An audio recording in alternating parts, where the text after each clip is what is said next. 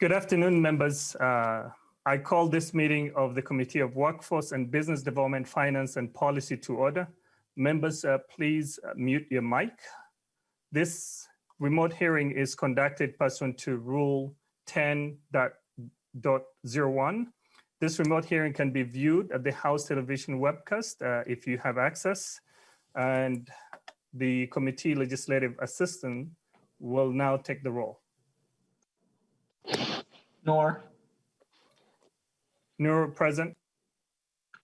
Jae Jung.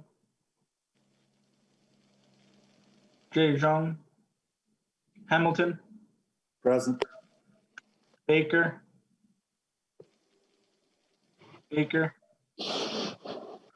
Dabney.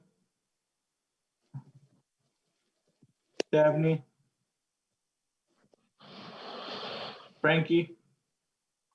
Present. Greenman. Present. Haley.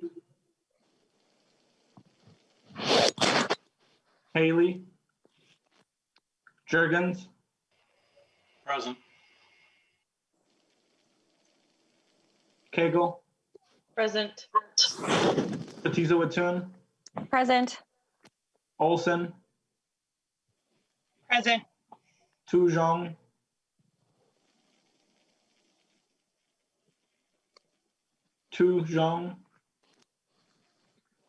Jae Zhong is on the chat saying that he cannot hear audio. He is present.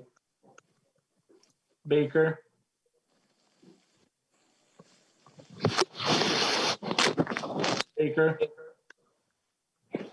Dabney. Present. Haley.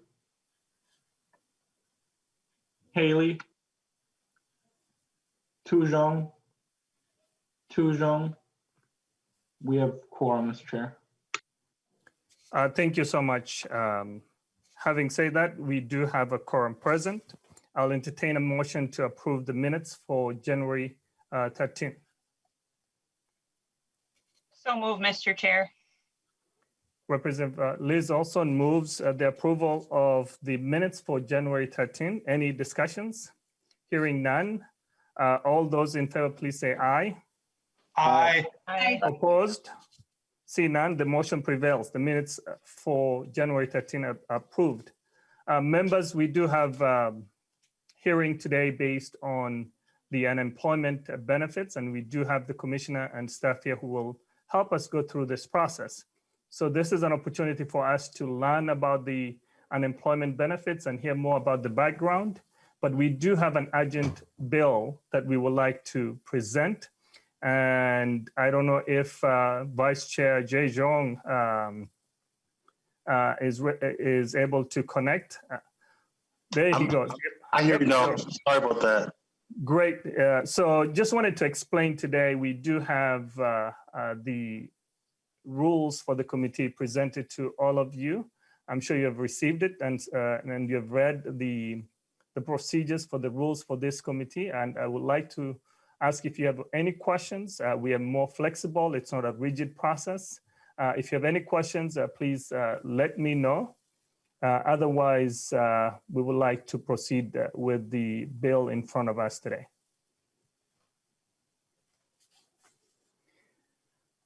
I'm not hearing any. So if you have any questions, please always let me know or let Travis know, the committee administrator, for any questions in regards to the rules that we've established for this committee. So with that, I just wanted to ask Chair Jae Jong to guide us in the presentation for the bill, which is House File 135. All right, Chair Noor, to your bill, House File 135. Thank you, Mr. Chair. Members, we do have an urgent bill that we wanted to present. I move House File. Oh, sorry. I said we need the motion, but you were about to make it. My Right. apologies for interrupting. Sorry. Thank you so much, Travis, for the reminder. I move House File 135 to be recommended to be placed on the general register, Mr. Chair. All right, to your bill, Mr. Chair. Thank you, Mr. Chair and members. I just wanted to give a quick background on this issue. On or before December 15th of every year, each taxpaying employer with an active account is notified of their unemployment insurance tax rate for the following year. I'll do my best to explain this process, and if I make any mistakes, I know the staff and the commission are here to explain further. We all know 2020 was a year like no other year. The unemployment benefits gave Minnesotans a lifeline due to the COVID-19 pandemic. Over 1 million claims were filed by workers compared to 155,000 during the prior year.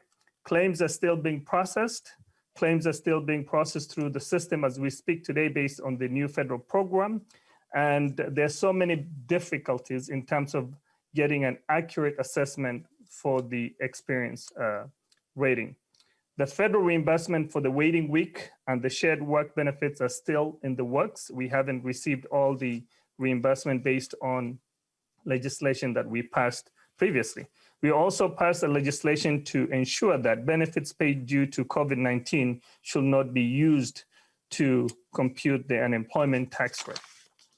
Members, the unemployment benefits are primarily funded through the quarterly unemployment insurance tax into the Minnesota Unemployment Insurance Trust Fund.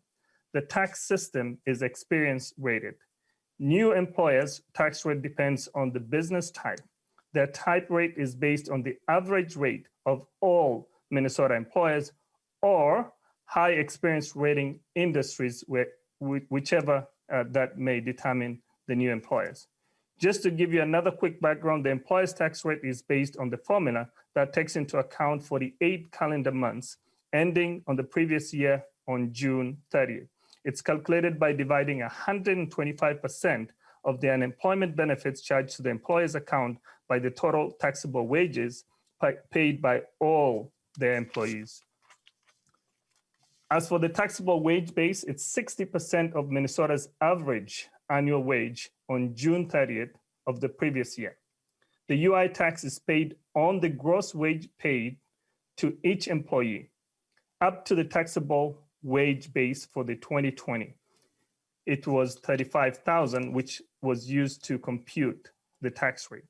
The lowest tax rate that can be assigned is the base tax rate, which is 0.10% up to 0.50%. And it's determined on March 31 of the prior year. The highest tax rate that can be assigned is maximum allowable experience rating, which is 8.90% by law plus maximum base rate up to 0.5%. And it gives you 9.40%. That's how it's assessed. And sometimes there's assessment and also fees based on borrowing from the federal government. Luckily, this session, we had 0% from the federal government. That's just a quick overview of the program. And we will hear more about unemployment as the day goes by. With that, I just wanted to welcome Commissioner Groves to give us a highlight of this request or this bill. Commissioner Groves, state your name for the record and you may proceed. Thank you, Mr. Chair. My name is Steve Grove. I'm the Commissioner of the Department of Employment and Economic Development.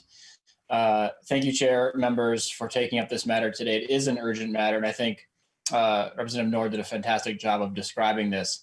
Essentially, what we're talking about is how employers pay into the trust fund that then provides unemployment insurance benefits to Minnesotans. And there are a variety of taxes that make up that trust fund pathway, but the experience rating is the one that really focuses on, what was an employer's record over the previous 4 years? How many people did they hire? How many people did they fire?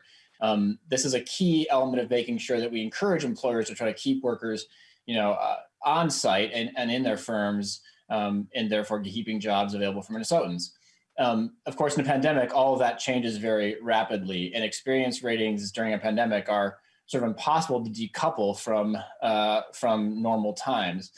One of the things that we've recognized from the very beginning of this pandemic is there was going to be a lot of layoffs due to COVID-19 that had really nothing to do with an employer's track record or perspective or industry, but just had to do with a once in a century pandemic. And so from the very beginning, Governor Walz issued an executive order that said anybody who was let go based on COVID-19 reasons, whether they be reductions in size via consumer confidence or the need to dial back to protect people's health, that employers be held harmless for those charges. But at the end of the day, we do need to still calculate an experience rating every year, as Representative said, to ensure that we are doling out the right or charging the right taxes for every employer.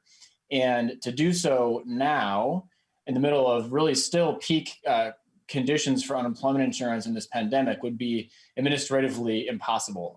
To go through every employer's record and parse out who was laid off from COVID versus who was laid off for regular reasons is something the program simply couldn't handle. And given statute requires us to do it, we think that the win-win situation for everyone, as the representative has highlighted here, is to hold employers essentially harmless for the last year, to say, look, 2020 was an unprecedented year for workers in our state and for businesses. And let's just carry forward that experience rating from 2019 into 2021. And then at the end of this year, go back and do that work of parsing out the hirings and firings based on the pandemic. To be clear, this really is just a win-win for everybody who's involved in the program. For employers, they're held harmless based on the pandemic. Workers don't suffer the threat of potentially having to grind the program to a halt while we divert resources to doing an immense amount of calculations, which is what it would take place, what it would require to make this adjustment now.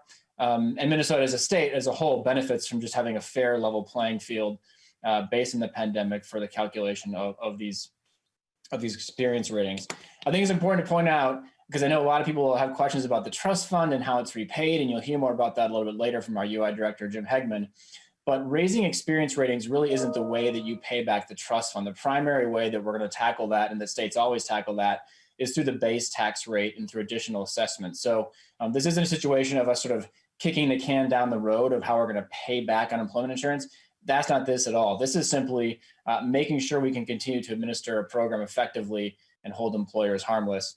I'll just add, just for context, so you know how critical it is to keep the team focused on administering the program itself. We are still administering about 380,000 weekly benefit requests every single week. So the program is kicking at all cylinders. The team is working 7 days a week to get those monies out. We're also standing up 3 separate federal programs right now, one for independent contractors, one for extending unemployment insurance, one for that $300 top off. And we're working on a 4th, which is going to be the expansion of a new benefit for those who have kind of a mixed income situation. So there's just an extraordinary amount of kind of day-to-day payment work and program administration the team is going to remain focused on. And we hope, thanks to this bill, being able to calculate those experience ratings in the future when we're on the other side of this pandemic. So, Mr. Chair, members of the committee, we urgently request that you pass this legislation and are grateful to Representative Noor for bringing it forward. Thank you, commissioners. Members, any questions?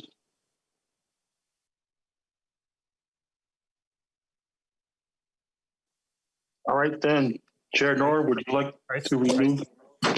Mr. Chair, I see Representative Hamilton. Thank you, Chair Young, and whether this is to Chair Noor or to the commissioner, how will this impact the following year? Will it go back to how it's previously calculated, or have any impact at all for the following year? Thank you. Chair Noor. Mr. Chair, I'll defer that to the commissioner. Commissioner. Mr. Chair, Representative Hamilton, great question. This bill just addresses this year's experience rating calculation. So the practice would be next year, really would be at the end of this year, December of this year, we would then do the work of going back and decoupling again those layoffs that were from COVID-19 related reasons or just the normal course of business. So this is a 1-year carry forward of that 2019 rate. It's not an indefinite extension of that rate. Right. Representative Hamilton. No, thank you. Thank you, Mr. Chairman. Any more questions from the members? I see no hands. Chair Noor, would you like to renew your motion? Yes, Mr. Chair. Mr. Chair, I renew my motion that House File 135 be recommended to be placed on the general register. All right, Chair Noor renews his motion that the House File 135 be placed on the general register, and I believe the clerk will take the roll. Noor, Aye. Jay Jong, Aye. Hamilton, Aye. Baker, Baker, Davney, Aye.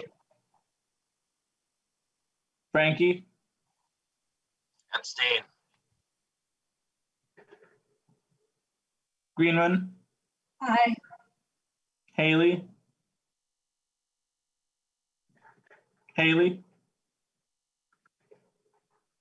Jurgens, Aye.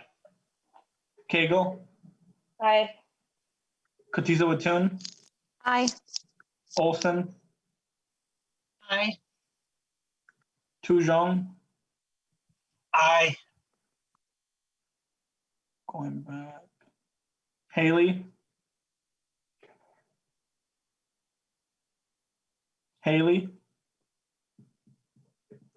the motion prevailed, Chair. If you want, I can read out the vote too.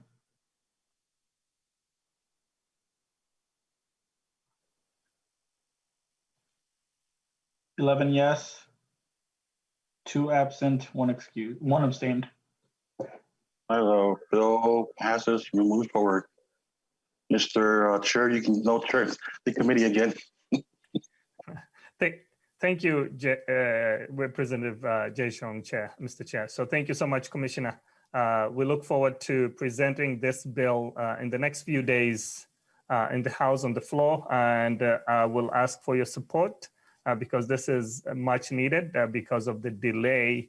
Many employers have been impacted by this, so we want to give them assurance and make sure that there's no harm. We can hold employees harmless during this challenging time. So thank you so much. With that, we do have the discussion on the unemployment, and we do have the Director, Jim Hegman, who's going to be presenting. Please welcome to the committee, state your name and proceed. Thank you, Mr. Chair. My name is Jim Hegman. I am the Program Director for Unemployment Insurance at GEED. Well, welcome, and please, I don't know if you wanted to share the slides for the presentation. I can do that, yes. Travis, do I share my screen, or how would you like to handle this? I believe Darielle was going to take care of that. All right, thank you, Mr. Chair. That's fine. That's okay, I can do it, Darielle. Okay, whatever you prefer. Pardon the logistics here.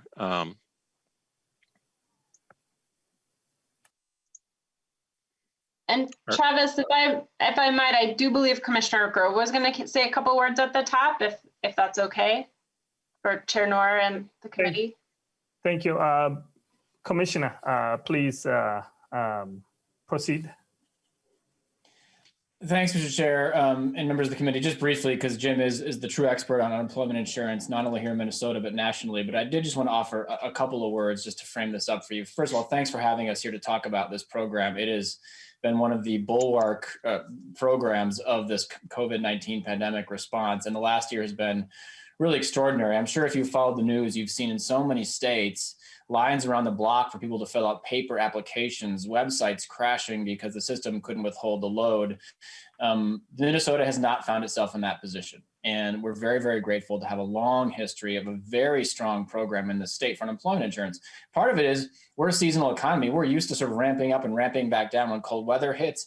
But I think really it's largely a testament to the leadership of Jim Hegman and his amazing team at this division, who've just always been able to be nimble, thoughtful, and judicious in administering a really important program to the state. We have had to rapidly increase our operational capacity due to the unprecedented amount of claims we've had in this last year, whether it's ramping up staff or our technology. We've had to find new ways to deliver phone service and translations during an incredible volume of incoming calls from your constituents across the state. And this is a program that in good times is winning awards from national organizations on effective administration, and in challenging times really has risen to the challenge that we've all had. in our state. Not only just handling the claims, but administering these new federal programs that I mentioned a moment ago. Minnesota was either the first or among the first few states to administer every single one of those new federal programs that came down, which is, I think, just a testament to the team and the hard work in that division. This program matters. It matters for every single person in the state, most of whom this year never ever believed they would be on unemployment insurance. That wasn't a part of their plan for 2020, but helping them navigate that and helping make sure that we get every claim right and we don't, working harder to make sure we do is just a hallmark of this team. And, you know, their kind of unofficial model for so many years has been everything we do inside the building is for those who are outside the building. And as you'll see when Jim walks through some of what the team has faced this year, I think you'll be impressed as I am at just how much hard work has gone into all of that. So I would also just like to thank all of you over the last year for raising issues to us. You have made this program better. You have made us better at administering it, whether it's an individual constituent issue or an idea or a thought. Working closely with the legislature is critical to getting this program right, because it's literally keeping food on the tables for millions of Minnesotans throughout a difficult year. So I just wanted to offer that context. Thrilled for me to hear from Jim and have a conversation about this program and ways we can continue to make it grow. Thank you, Chair.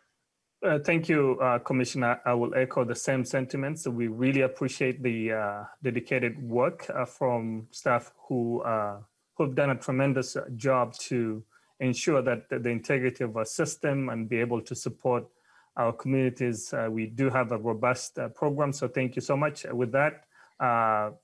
Hegman, please proceed. Hegman. Thank you, Mr. Chair. Thank you for the kind words as well, Commissioner Grove. Thank you, members. Hopefully this will work properly. There we go. From the outset of the pandemic, we'd understood our role to be largely to make the steps that had to be taken to protect our healthcare system and to make some of the safe at home orders practical. We had to do our job, and we had to make sure we did it in a timely fashion and acted quickly to ensure that these benefits were relevant and helped families and businesses stay afloat during this difficult time. If we had delayed, it would have hurt families, it would have hurt businesses. It would make staying home and staying safe just that much harder. We recognize that many Minnesotans who are assisting are living from paycheck to paycheck. So an absence of this income from this program would have severely affected them and their families. And we were glad and to have had an opportunity to play our part in the response to the pandemic. And on behalf of about 380 of us in the unemployment insurance program, we hope that we've done our work as well as we know we've done it as well as we possibly can. We hope we've made a difference during this difficult time for our friends, our families, and fellow Minnesotans. As Commissioner Grove mentioned, it has been a year like none other. As of right now, some of these numbers move so quickly that they're already out of date after we've produced this PowerPoint. So the actual amount paid is now over $10 billion so far as a result of the pandemic. There, in fact, been over 24 million payments that have left our program over the last now 10 months. We as a way to kind of make sense of that many payments, we suggest what it would look like if we still printed checks and we laid them end to end. Currently, that's 3,245 miles, which would stretch from the United States to London. So that's an awful lot of activity in a relatively short period of time. So far, over 2020, we paid 814,000 Minnesotans. Last year, the same count was 143,000, so pretty significant difference. Minnesota is one of the few states that was able to maintain its timely payments throughout the course of the pandemic. Most states fall very far behind. We actually met and exceeded the federal timeliness standards for making payments. And again, this was a goal and what we spent a lot of our time and energy trying to make sure that we achieved. In a normal year, we would handle maybe 200,000-300,000 issues in a year.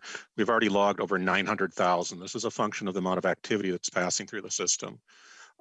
We were able to, so far, resolve 98% of those. We still have a lot of catching up we need to do just from sheer volume, but we've done pretty well overall. This is sort of a breakout of the amount that's actually been paid out in benefits so far. Again, the numbers are moving all the time. So as of just a little bit ago, the actual number for regular unemployment benefits is $3.7 billion. For comparison, last year, that was $800 million. Pandemic unemployment assistance, that's the program the commissioner mentioned that pays benefits to people who are not eligible for the regular UI program. A lot of these folks would be new labor market entrants or self-employed individuals. And that's about 677 million so far. PUC, which is an extension program, a federal extension program, is now up to 640 million. The extended benefits program is 86 million. That is now triggered off in Minnesota. TRA program is $2.5 million. It's a very small program. And the supplemental payments, what the commissioner described as top-off payments, is now at about $5 billion.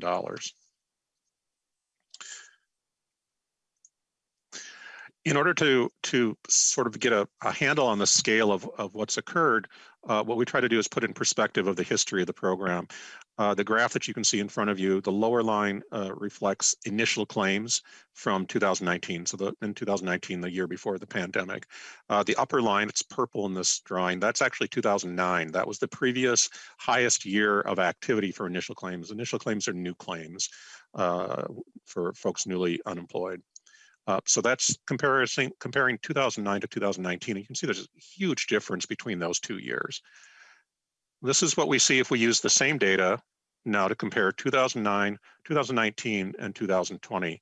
The dark black line illustrates what happened roughly in the middle of March. That's a straight vertical line that goes from a relatively low number.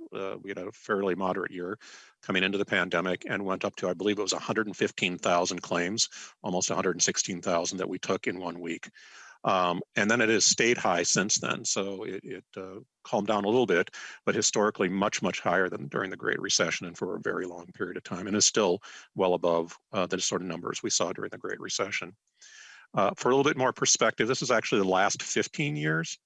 And there's a little upward spike of data for 2011. That was the previous record. That was 18,000 claims in 1 week. That happened during the state shutdown in 2011.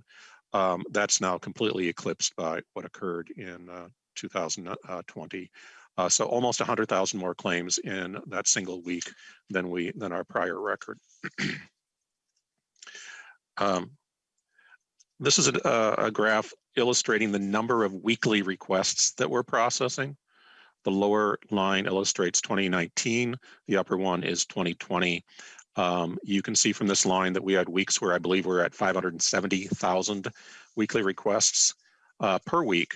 Prior record was 240,000. So we more than doubled that and stayed there for a very long period of time. And we're still very busy, as the commissioner said, around 360, 380,000 current active folks requesting benefits. So again, this is a measure both of the activity level in the program and also the need and the situation that a lot of workers and self-employed individuals find themselves in today.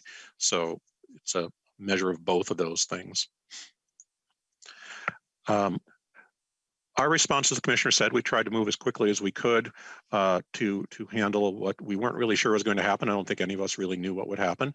There are a few immediate changes that took place. We want to make sure that we thank both Governor Walz and the legislature for taking some action immediately to help simplify the program. That was instrumental in us being able to handle the additional workload. One of the things that happened immediately is the waiting week, technically called the non-payable week, was waived. That got benefits to folks a little bit faster than usual. Certain eligibility requirements were suspended or eased. There were some changes made to the shared work program. It's a program where employers can reduce hours and then distribute some of the work reduction amongst a number of their employees. There were some federal programs, as the commissioner mentioned, that came in. There is what the commissioners call a top off. That's a good word for it, an additional $600 per week that the federal government permitted. There was 2 extended benefit programs that were implemented during that time as well. They're actually an extension of an extension is the way to think about it. The pandemic unemployment assistance is the the new benefit program for those not normally covered by UI. And we had a temporary program called Lost Wages Assistance, which began when the $600 payments ended in the middle of the summer. So those are the few of the programs that we've implemented. As a general rule, I know we were the first in the Midwest region of unemployment insurance to implement all the federal programs, and amongst the very first in the country to do that. A couple states, moment for Minnesota pride here, a couple of states claim they implemented earlier than we did, but when we looked at it, all they did was put paper applications out, which is not actually paying people. We were paying people amongst the first in the country. An element that occurred that we don't tend to talk a lot about, but it has been important for this, is to reflect on the national UI infrastructure.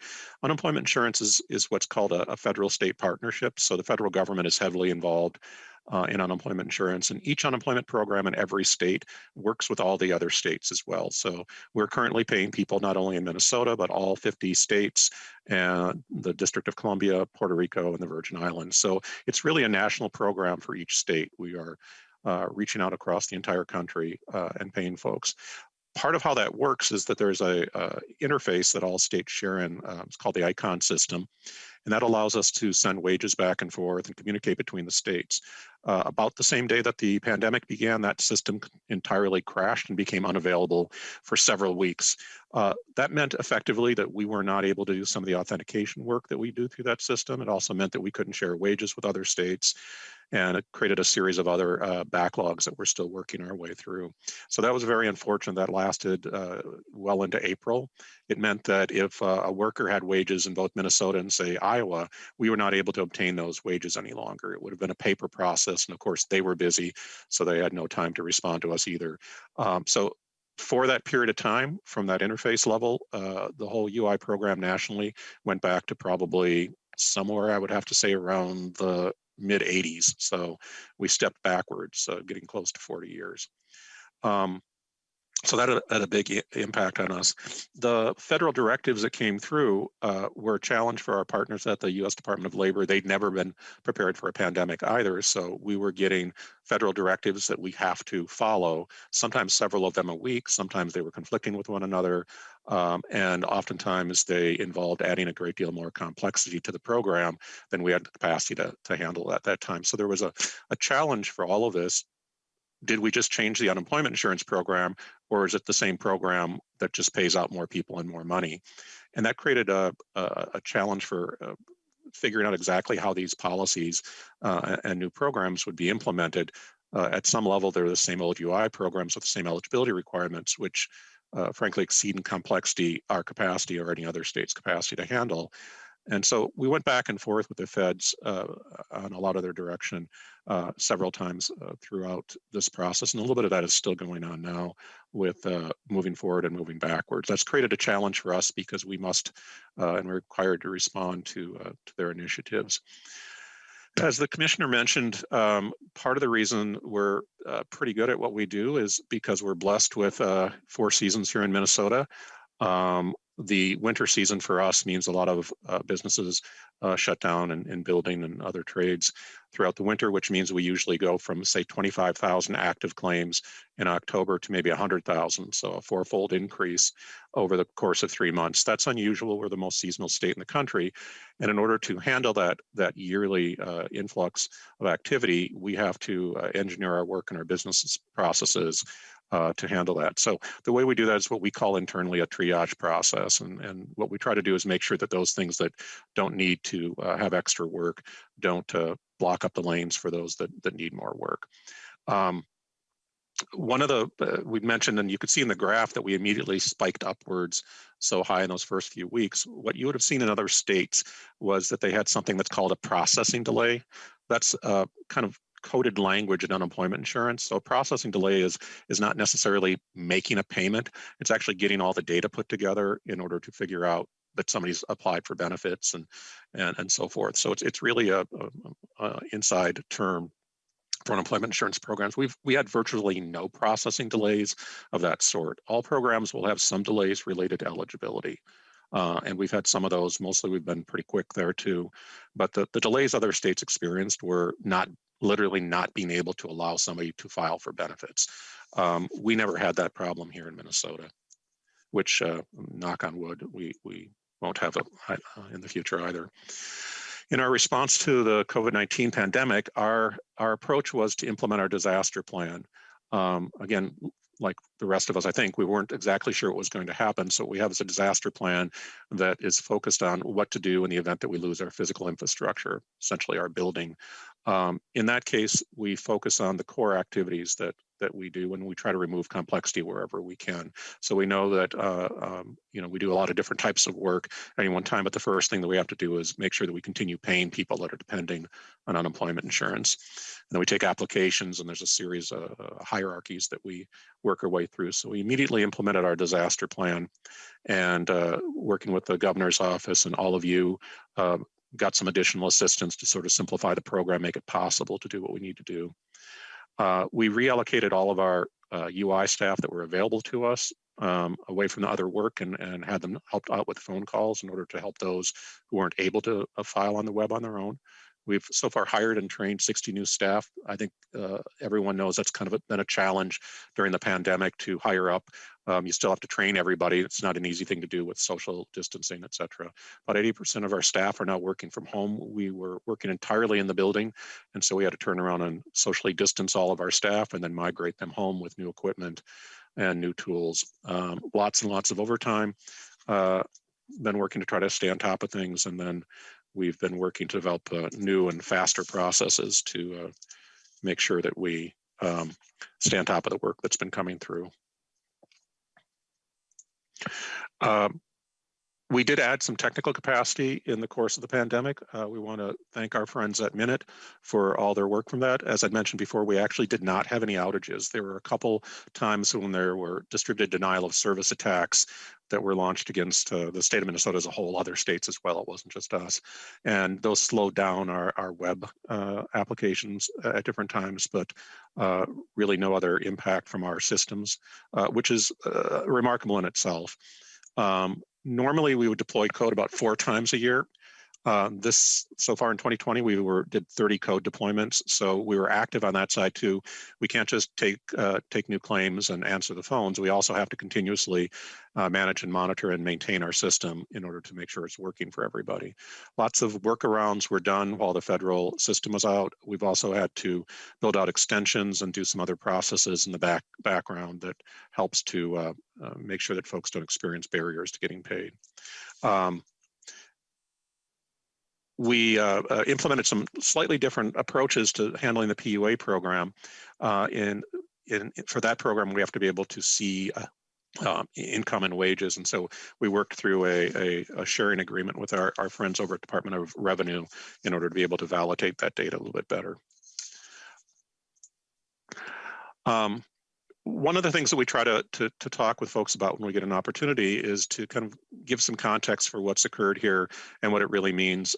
We pride ourselves in trying to keep a lot of the complexity of the program hidden away so that everyone doesn't, we don't want to spend a lot of time talking about how hard our jobs are and those sort of things. It's unseemly at the best of times and inappropriate, obviously, now. But there's a lot of complexity that occurs in the background for any UI program. Unemployment insurance is devised as an eligibility program, which means there's a lot of controls and a lot of accounting, and the whole thing is structured around determining eligibility on sort of a case-by-case basis. It scales reasonably well within the context of an unemployment insurance program, and it's designed to handle the workload that we might have from a fairly long and prolonged deep recession, sort of like we had for the Great Recession. The unemployment insurance program is not designed as a pandemic response tool. It does not have those features in it. It has a lot of controls in place that are designed to run regular UI, not a different set of programs. And this has been a challenge for both us and other states to try to scale up and implement programs that it's not really designed to do. What happened during the first few weeks of the pandemic is the Minnesota program went from the normal size we are to roughly the same size as California's program, which is 10 times the size we normally are. If that sort of thing happens as your business is growing, that's good for a business, I suppose, but still creates a lot of challenges for a business. It's very hard to take that kind of growth in any operation without breaking something or risking failure. In UI in particular, there are a lot of controls and accounting features in place that make sure that all the money is accounted for, nobody gets paid that shouldn't get paid, and so forth. Those things are hard-coded in of necessity into our systems. They're not designed to be circumvented very easily. You wouldn't want us to do that. So that makes implementing this program during a pandemic very, very complicated. Some things scale well, so we can handle lots of requests for benefits in a week. Some of the things that don't scale well are more complicated eligibility requirements. And that's been an ongoing discussion we've had with the feds, is increasing the amount of benefits that somebody gets is something that most states can handle pretty well, but adding complicated requirements of eligibility on top of those or changing them all the time gets things very, very complicated very quickly, and it makes it hard for us to scale well to those sort of requirements. At this point, we're okay, but we've been stretched very thin for 10 months, and we want to say that we are glad and proud to do the work the Minnesotans need us to do, but we ask that everyone be aware that things are a little bit fragile right now and we don't want anything to break. That was part of the proposal that Chair Noor brought forward, is we're recognizing there's some work we just can't do right now. And we understand that there are a lot of concerns about things and we want to meet all of those, but we want to also make sure that our program is working well. I'm going to move into the trust fund now. This won't be a long presentation. It's its own subject and it gets very complicated. This is a pretty overwhelming graph of the last 15 years of the trust fund. You can see that the dark black line is going to represent 2019. You can see that there are periods of time where we've been below the zero level, which is kind of in the center of the page, lower third of the page. That was mostly during the last pandemic. After that, we've been very solvent for the last few years. And obviously, with the pandemic coming through, the trust fund fell very quickly. So we started in March with a balance in the trust fund of about $1.5 billion, beginning of March. That would have been considered solvent by United States Department of Labor standards.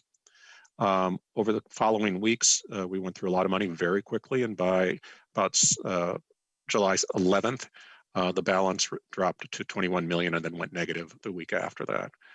As of just last week, the current balance in the trust fund is negative $1.2 billion. The previous low point was negative $771 million, and that was in 2011 during the Great Recession. Movement in the trust fund and even borrowing is sort of normal. That's the way it kind of is designed to work. Normally, there's interest charged on borrowing. So ordinarily, the federal government charges states interest when they borrow.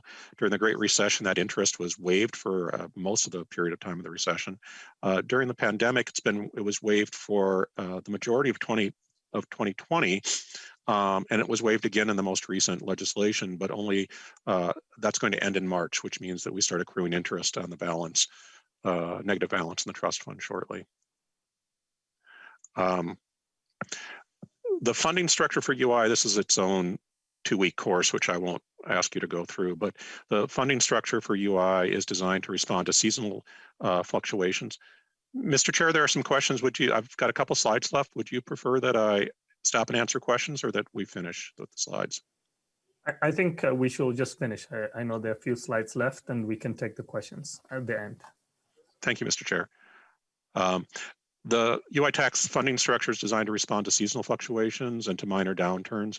It's pretty common during a recession that states will borrow. To be clear, the funding structure is not at all designed for pandemics. It's designed for a different type of situation. I know Governor Walz and the National Governors Association is asking Congress to take action on dealing with this situation that's going to exist in just about all the states shortly. Just a quick update on the most recent stimulus package that was passed into law.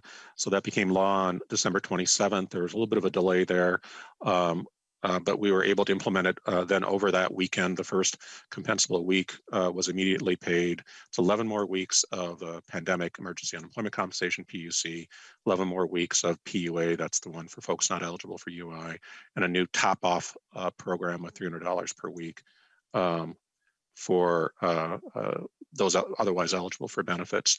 As we've said, we were able to get those implemented right away as quickly as they possibly could be, and began paying benefits on the first day that would have been legally possible under the new law.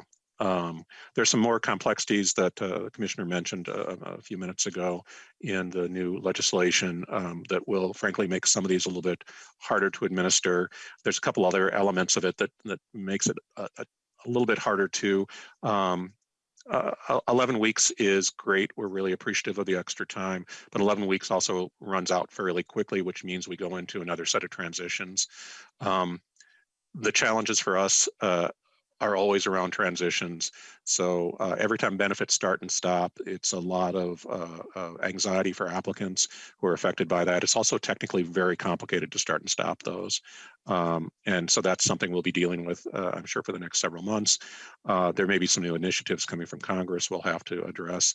The reimbursements, as Chair Noor mentioned, from under the CARES Act are extraordinarily complicated to implement. We know we've got to work on relieving employer charges where those were affected by the pandemic. Obviously, there's work that we've deferred we need to get back to. Ideally, we would move from a response mode to a recovery mode in kind of the disaster framework at some point. Hopefully, we move out of the pandemic and we restore the program to whatever it's going to be in the future, I guess. And I should just mention that at the same time this other work is being done, we're also working hard on a number of technical projects that will make our the system overall more accessible and flexible for now and in the future. Thank you, Mr. Chair, members. Thank you so much, Mr. Hegman. I just wanted to acknowledge we do have members, Representative Tujong, Haley, and Baker, who joined us, so they're in attendance. I know there's so many questions. I would like to start with, I don't know whether Representative Baker or Jay Jong, I didn't see who raised the hand first, so I'll defer to you. We'll just start with Vice Chair Jay Jong. Thank you, Mr. Chair. To a testifier, can you share, I mean, it doesn't have to be right now, perhaps a conversation later or email, but can you share with me where these unemployment claims, which sectors they're coming from, and where are these employees located or geographically, and where are these jobs located? I'm just trying to get a better understanding of where many of these claims are coming from. And I'm also interested in information because I've been hearing a lot from many constituents and from my colleagues. Do you have information on how many people were denied unemployment insurance and what were some of the top reasons, Mr. Chair? Mr. Hegman. Mr. Chair, Representative Zhang, the data on the individuals and the characteristics, I believe, are being held on the DEED's website. So our labor market information folks are doing that work for us right now. I believe that's available to everyone. I have not done any work on any analysis of denials. The provisions of the current law don't result in a lot of denials for under those provisions. So I think there are folks that have experienced delays. Typically that would happen because they have what we would call a very complicated work history. So in some cases, we can't tell from what they're, where or from what they are unemployed from. And that creates challenges. I said the eligibility requirements require us to identify those things. But best that I can, we've not really had, I mean, there've been folks that have been denied, no doubt about it, but I don't have that information for you. I'm sorry, Representative Zhang, right now. We can try to take a look. Representative Jay Jong, do you have any follow-up? Thank you, Mr. Chair. Representative Baker. Thank you, Mr. Chair and members. And Mr. Hegman, thank you for that great presentation. I wanted to, I think, bring up I think everything that we've done to date here during the pandemic has been all about the workers and the unemployment issues. And again, I think the state of Minnesota should be really proud of our running to the rescue, really, for the most part, with everything from the traditional hourly employee to self-employed folks that didn't have a way to go, and you guys really reacted well to that. We have to start talking and switching now to what we need to do for employers. Mr. Hagman and others, I think I want to make sure that we are at a place now because of a couple of issues. I think it's job safety, for workers that maybe aren't quite ready to return to the workforce because they're concerns about COVID. And also the extra payments that some folks are getting is an incentive to maybe not look for work or take jobs that are accepted or offered to you. I'm getting a lot of employers that are suggesting, and they're screaming for help, that people aren't coming to work once they're even offered a job because of some of the things I just mentioned. And as employers and businesses have really stepped up, I think, in to do a nice job in making sure their employees are safe. Their work environments have never been safer, because if they are unsafe, they won't have a business to go to. So, Mr. Hagman, I guess, has the department been talking about what we can do to make it easier for employers to, again, and as I understand it, once you offer somebody a position and they deny that or they turn you down without cause or something, is there a mechanism that employers have to say, gosh, I offered Dave Baker a job, but he declined it? Do I have to have any follow-up to that? We've got signing bonuses and free college education for some employees if they just come in, and we're at a place now that we need to start switching that. So I'm just curious, has the department started looking at that from that aspect so we can get people back to work as soon as possible? Mr. Hagman. Mr. Chair, Representative Baker, I appreciate the question. I know Commissioner Grove and others at DEED are working on those issues and would be anxious to have more conversations with you. We, of course, hear some of those things on my end of things as well. I can tell you, we do review and take seriously any of those offers where somebody has refused some employment. We hear the anecdotes too, and we take them all very seriously. So we appreciate when employers let us know when that's happened. As you said, some of the safety issues get complicated because some folks that are unemployed have health conditions that an employer may not know about, but they would tell us about. So that complicates things under the current circumstances. That's the bit that I know about from my perspective, but I know lots of folks are taking that discussion very seriously at DEED, and I know Commissioner Grove would be very anxious to talk more with you about that. It's a serious subject, and obviously we want the labor market to work as effectively and efficiently as possible as well. So these are all great things. I'm just not an expert in those areas. I'm sorry.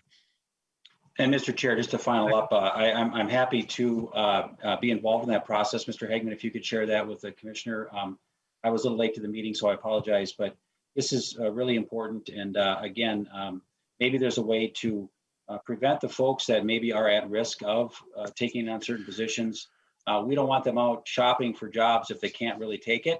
It really is kind of devastating to the employers going through all those efforts if they really can't work anyway. So we need to dive into that, and I'm happy to help in any way that I can. So thank you so much.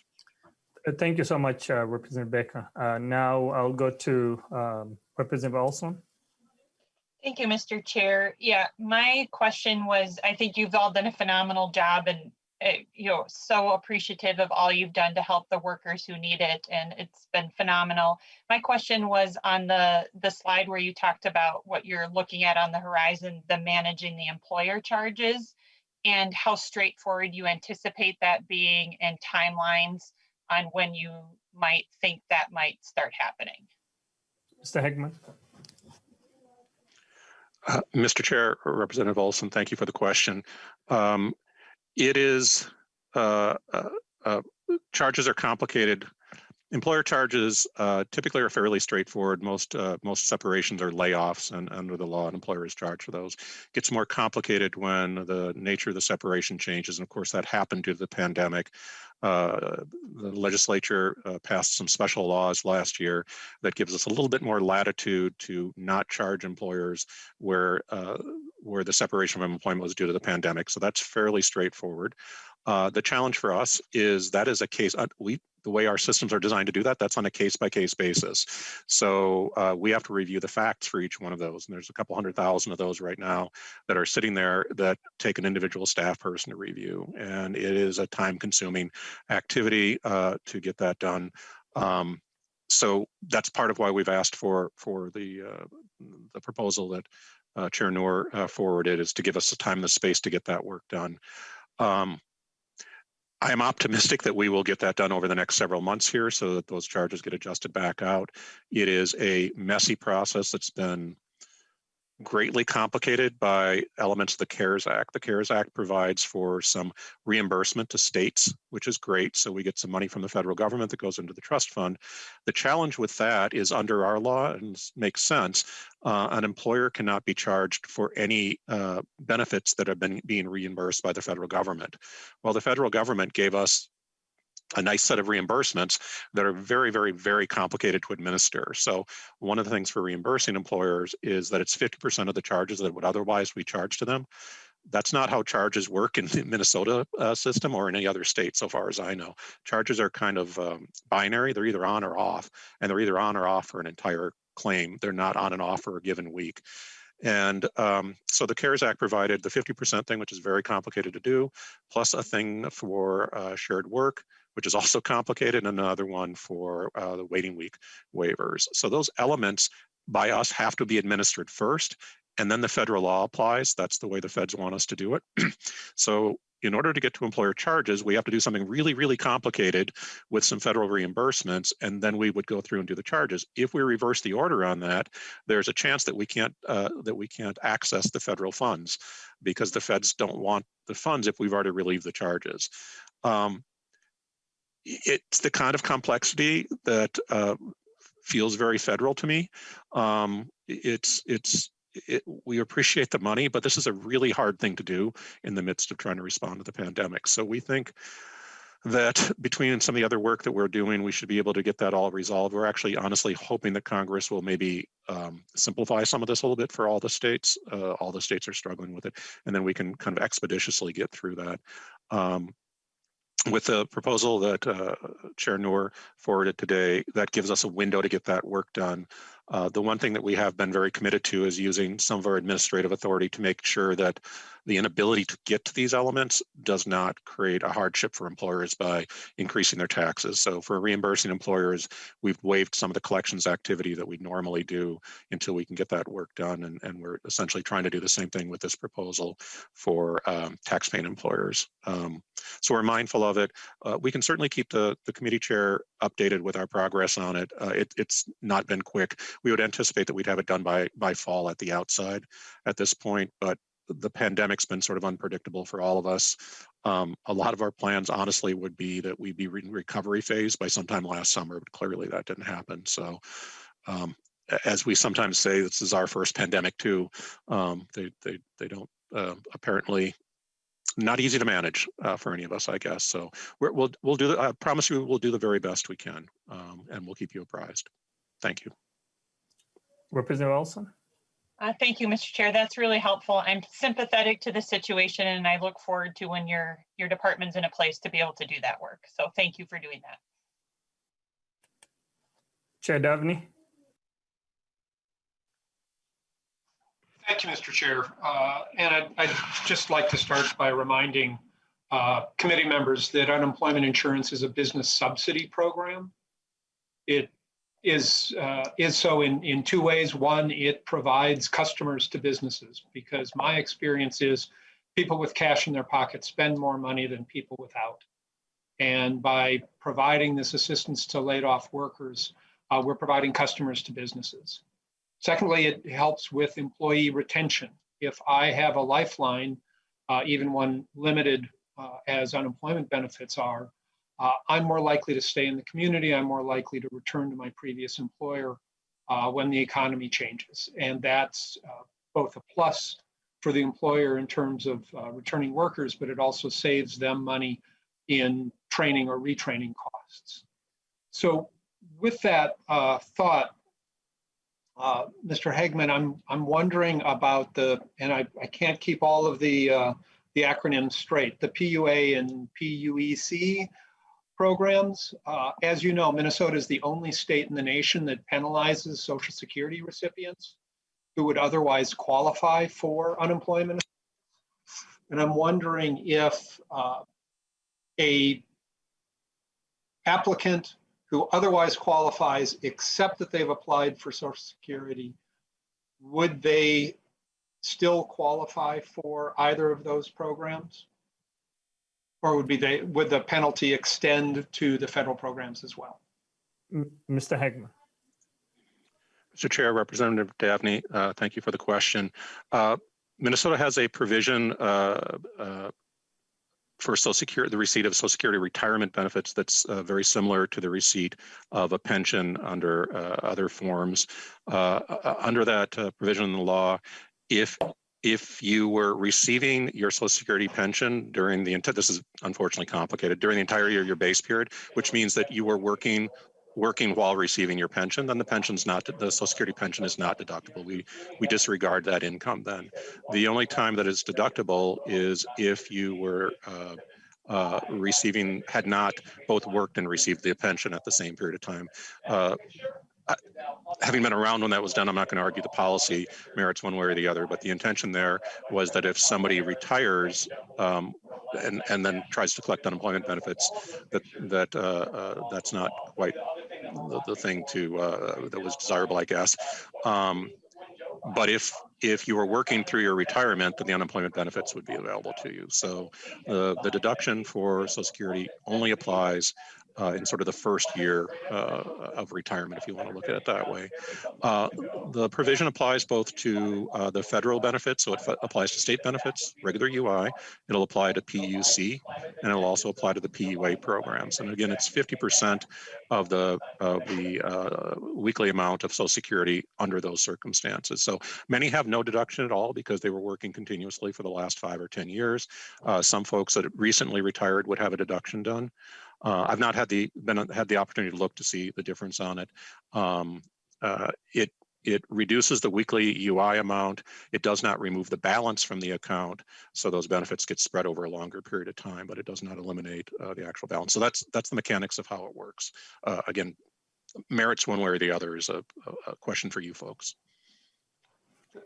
Mr. Chair, thank you very much, and thank you for that answer, Mr. Hegman. I hope we'll have ongoing conversation about that. A more technical question in Chair Noor's bill presentation.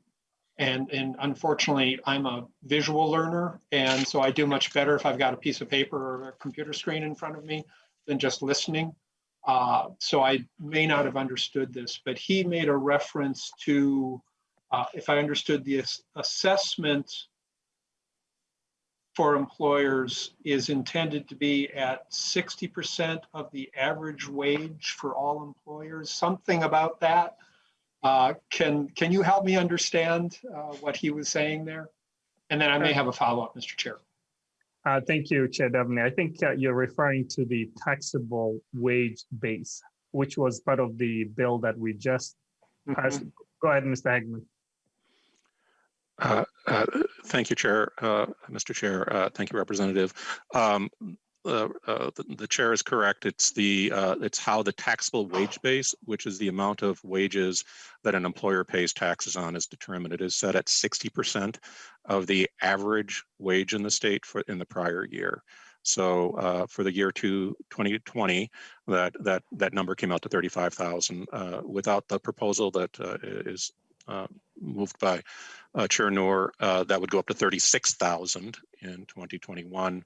The proposal would hold it at the same rate as it was at, or same level as it was at in 2020. I think I'm a visual learner too. We try to not talk about UI taxes in the afternoon as it tends to cause people to fall asleep, but be happy to go over more of it. It's unfortunately very complicated. All right, Mr. Chair, Mr. Hegman, thank you both. I've got more questions, but it is the afternoon. So thank you very much.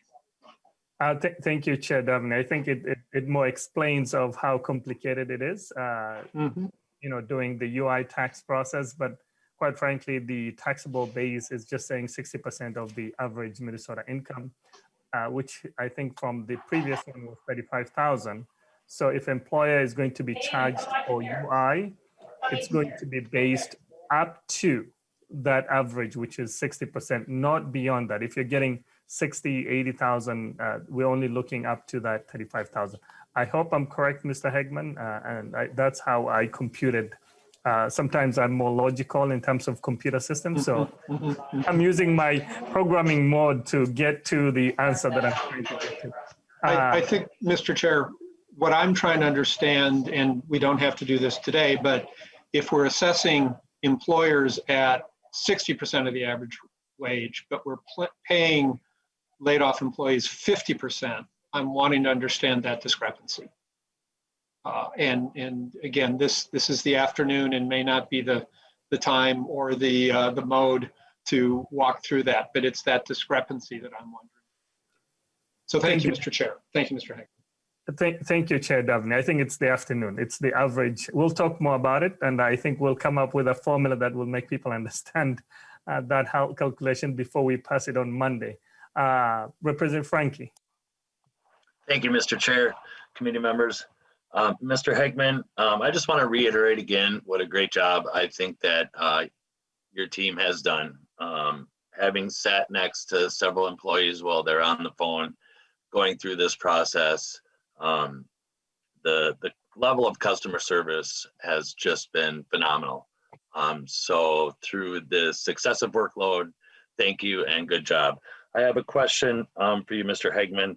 The trade readjustment program that you mentioned in the beginning of your presentation, can you let me know what is that and give me some examples of how that's implemented? Thank you.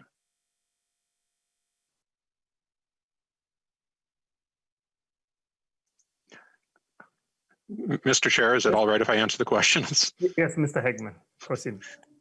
Thank you, Mr. Chair, Representative. The Trade Readjustment Program is part of the Trade Act. The Trade Act is a set of programs that provides what we would call dislocated worker assistance for individuals who have lost their job due to foreign trade. I have not been keeping up with the particular instances of it that are in use right now. Oftentimes it would be say a manufacturing plant that was competing with some offshore manufacturing, and then the individuals at that facility lost their jobs as a result of that. The one that comes to mind immediately is at the tail end of the Great Recession, a number of the mines, iron mines on the Iron Range had to close due ostensibly to that sort of competition as well. And those groups were eligible then for trade assistance. So it does a couple of things. It does some retraining money. It's really for retraining. It's sort of the gold standard of retraining programs in our business. Provides a good structure and a lot of support for folks that need to get retrained to go back to work. An element of that is the trade readjustment I'm trying to remember the name of it, assistance. It's the UI portion of it. So it's like an extended benefits program.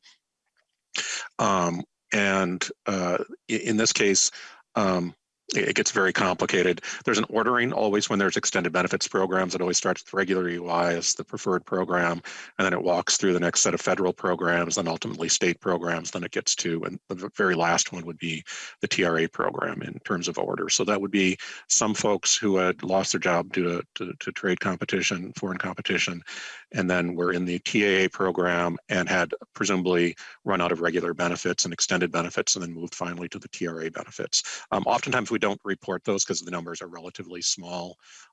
So I'm glad you asked. It's an interesting program that really is very helpful under some circumstances. Representative Frankie? Thank you, Mr. Chair. Just a quick follow-up question, Mr.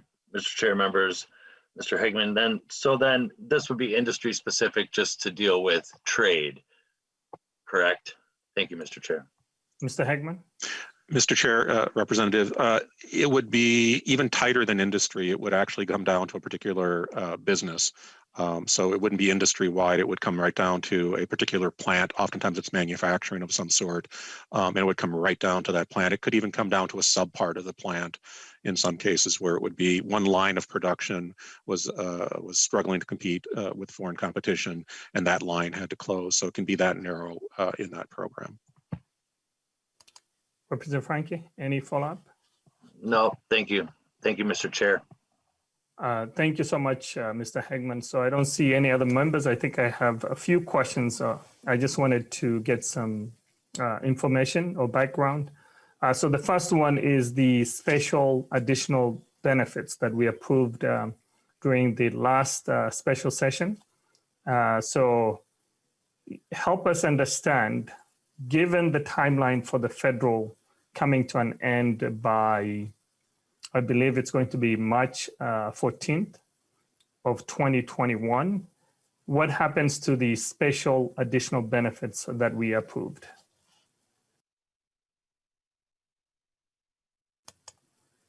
You're muted. Yeah. Mr. Chair, members, the interaction between any set of extensions are defined in part by state law, largely by federal law. So the feds get to decide which program comes first. We were careful to structure the additional benefits so that the federal programs would come first, and you know, the expense wouldn't shift to Minnesota where that was avoidable. The timing for the end of both the special additional benefits and the new programs that Congress put into place recently is such that there is a possibility that the special additional benefits would kick in towards the end of their timeline because of folks exhausting the new PUC benefits that are made available through the extension of the CARES Act. So it is possible that the special additional benefits would be getting paid, at least in some circumstances. We've not been able to take everything apart yet, and it's always very complicated to try to figure out when people will run out of benefits. Folks work on and off and so forth. So 11 weeks of benefits for some people, that's 11 straight weeks. For other people, that could last them 20 weeks if they're requesting benefits. So it's not something that we can predict very easily, but the calendar and the math of the whole thing means that that we could find ourselves paying those special additional benefits later. Thank you, Mr. Hegman. Along the same line, we appropriated $25 million for the reimbursing employers. How is that going to be implemented, given that we do have a federal program and there's also the 50% reimbursable? Are we going to be able to utilize the additional resources to help the reimbursing employers? Mr. Chair, members, the $25 million was a little unclear to me, honestly, how that and when that particular amount would be applied and under what circumstances. The monies would come out of, as I understand the provision, would come out of general funds. And we are looking to our colleagues at MMB to help us understand under what criteria that a release of those funds would take place. So I'm afraid I just don't have an answer for you. I don't understand well enough how that would be applied in our situation. We'll follow up on that one, because this was only one-time appropriation from the general funds to help relieve the burden for the reimbursing employers. Quite frankly, those are employers from mostly nonprofit, tribal, and government entities. So we will need to look into that in details. And also, Mr. Hegman, the commissioner mentioned the mixed income, mixed income earners for the UI. Can you let us know how is that proceeding, the additional $100 for individuals who have got mixed income? Thank you, Mr. Chair, members. One of the features of the extension of the programs that Congress passed recently was that they added a number of eligibility conditions. So all the states and the U.S. Department of Labor lobbied Congress to try to deliver extensions of those programs in a manner that was relatively simple to administer. I was on a number of calls after that. The consensus is that while the additional assistance is appreciated, in fact, they're all made much more complicated. One such example is the mixed earners unemployment compensation. The intent there for that federal law was to provide up to $100 more per week to individuals who were self-employed, but who are covered by the regular unemployment insurance program because they had some covered employment. And then the notion was that the regular UI benefits were significantly lower because they could not include the self-employment income. And I'm sorry, I don't have the exact thresholds on it in my readily available to me right now. But in response to that, Congress made this mixed earners program. And the way that that would have to work is we would have to find proof of significant self-employment earnings, net income, not gross income, but net income.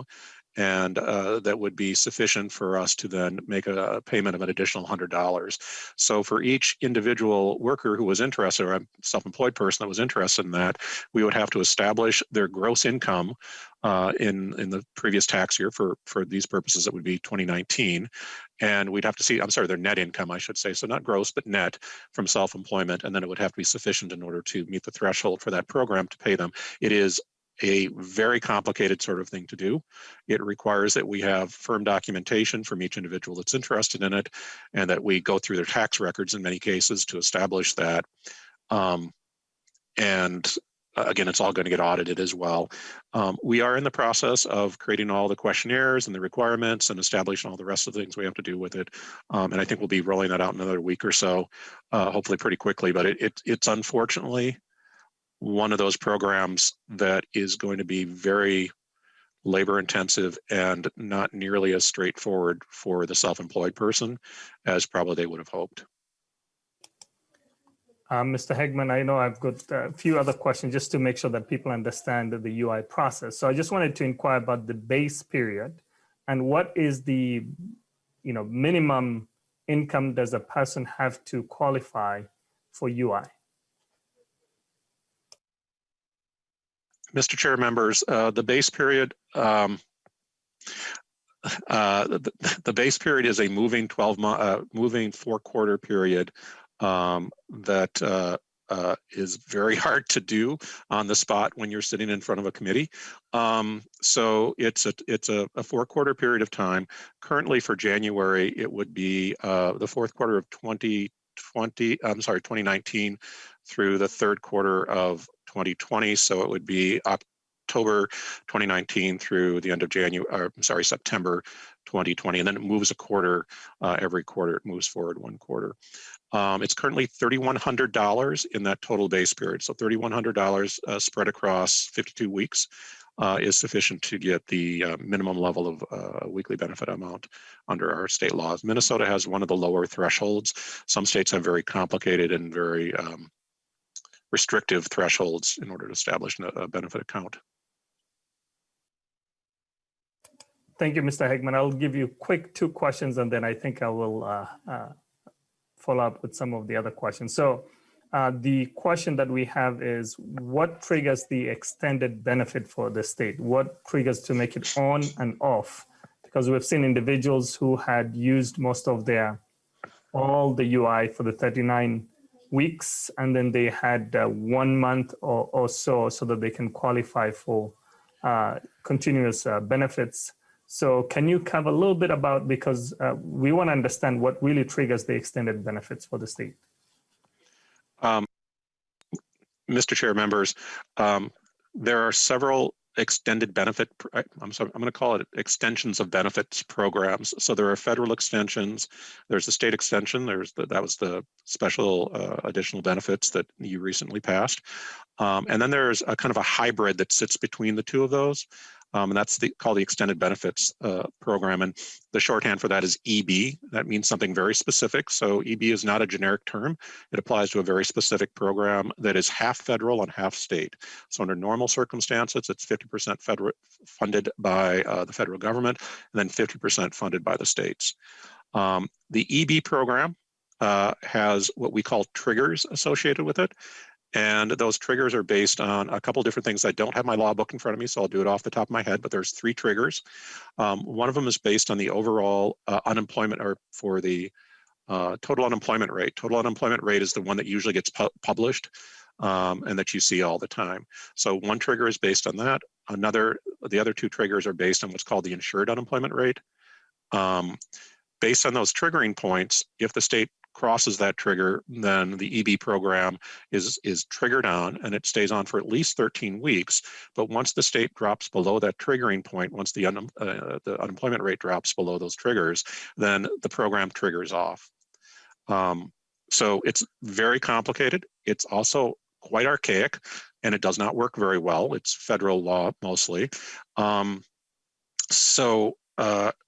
The main trigger, the total unemployment rate, as I said, is the one that our agency publishes periodically, monthly, and that you're probably all more familiar with. There's also something called the insured unemployment rate, which is the portion of it's essentially the portion of people that the unemployment insurance program is paying on the regular UI program divided by the covered employment in the state. So it's very similar, but it usually ends up being about half of what the total unemployment rate is. So it's about in that neighborhood most of the time.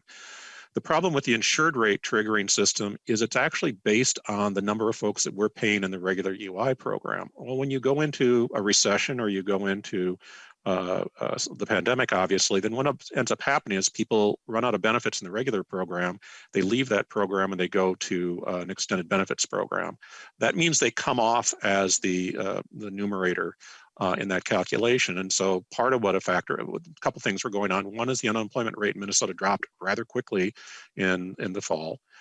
So that's the total rate. The other thing that happened is the UI program was moving folks into the extended benefits program, which means they came off from the, I think that's right, the numerator in the calculation. And so we triggered off for insured unemployment on the insured employment rate too. And I'm sorry, there's a more, I think, you seem to like detailed answers to things. It's a very complicated and very archaic structure, and it's insured to kind of shut itself off under these circumstances. Oh, thank you so much, Mr. Heckman. I think you've explained it in a good way to give a background to the members, and we appreciate all the great work your department is doing. I know it's a challenging moment for all of us. I understand there will be so many conversation about creating some changes in the UI infrastructure. I know we will have the advisory meeting tomorrow for members. I think if you can explain what is the role for the UI advisory, which is scheduled for tomorrow. Thank you, Mr. Chair, members. The UI Advisory Council has historically served a couple of different purposes. Ideally, the program uses it in part to bring forward issues that we would want those that are interested in these matters, typically administrative issues, hopefully to make the program work a little more smoothly. So we would use as an opportunity to bring those matters before folks like yourselves, representatives, and also other members of interested communities and members of the employer community, and a couple of unions are represented as well, to discuss those matters and to share ideas about the future, proposals that might be interesting to other members. We're trying to make some changes there, to be honest with you, to turn it into a broader conversation. We think that unemployment insurance is interesting. It's certainly been interesting over the last year.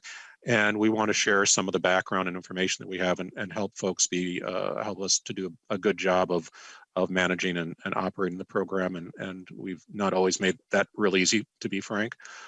So we're trying to bring the folks together and discuss those proposals. This year, the program itself does not have anything particular. We're frankly been a little busy over the last year to be able to do too many technical sort of things. I know that a number of members of the council have proposals they'd like to discuss, and so we'll be doing that tomorrow. It's an opportunity to, what we're trying to move towards is to make sure that discussion takes place, and to the extent possible for those of us who are in the administration of the program, help to explain to the other members what the implications of the proposal might be, and provide information is our primary goal. Honestly, Mr. Chair, members, we were hoping to use 2020 to sort of reform how we were operating the council to make it more of an educational opportunity and share more issues, but the pandemic got in the way of that. So I think we're going to try to do sort of a hybrid meeting tomorrow. I know you've got some proposals you wanted to discuss, and others do as well. We're looking forward to that and facilitating a discussion amongst all the members of the council. Longer term, we would like that to be more educational than we got an opportunity to do.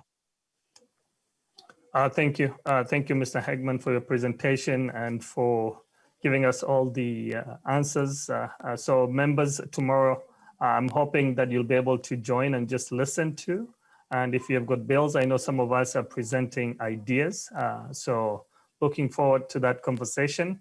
And just wanted to say thank you again to Deed and the UI team for the great work that they've done for all of us. We're proud of the work that you're doing. So members, for the next session, we will have the economist and the state economist and demographer who are going to walk us through some of the questions that you've had about the economy and so many other things. So look forward to seeing you all. I just wanted to inquire if there's any discussion or questions from members at this point. Don't see any questions. Travis, do we have anything else that we wanted to cover? Mr. Chair, I believe that concludes the agenda for today. With that, the meeting is adjourned. So thank you so much, members.